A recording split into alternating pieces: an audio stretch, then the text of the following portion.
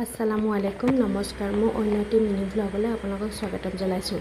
আজি মই ছাগলী মাংস কেনেদৰে বনাওঁ তাৰ এটা ৰেচিপি লৈ আহিছোঁ। প্ৰথমে ছাগলী মাংসখিনি ধুই তাত বিলাহী আদা নহৰু এটা পেষ্ট আৰু দৈ অলপ দি ভালকৈ মেৰিনেট কৰি সেইখিনি আধা ঘণ্টা বা 45 মিনিটলৈ ফ্ৰিজত থৈ দিছিলোঁ। ঘণ্টা হৈ যোৱাৰ পিছত কেৰাহী এখনত তেল অলপ দি তাত পিঁয়াজখিনি দি ভালকৈ পিঁয়াজখিনি ভাজি লৈ এয়া পিঁয়াজখিনি ভালদৰে ভাজি ল'লোঁ। তাৰপিছত মেৰিনেট কৰি থোৱা মাংসখিনি ইয়াত দি দিলোঁ।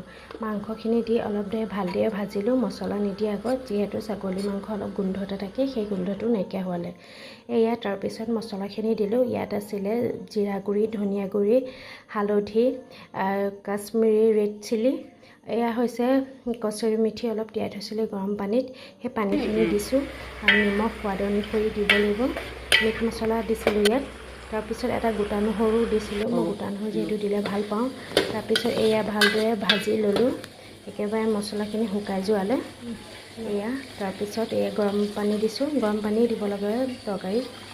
এয়া গৰম পানী দি উতলিব দিলোঁ। যেতিয়া পানীখিনি আধা নাইকিয়া হৈছে, তাৰপিছত খোৱা অলপ 10-15 মিনিটৰ আগত এয়া গৰম মছলা দিলোঁ। তাৰপিছত এয়া ছাগলী মাংস ৰেডি।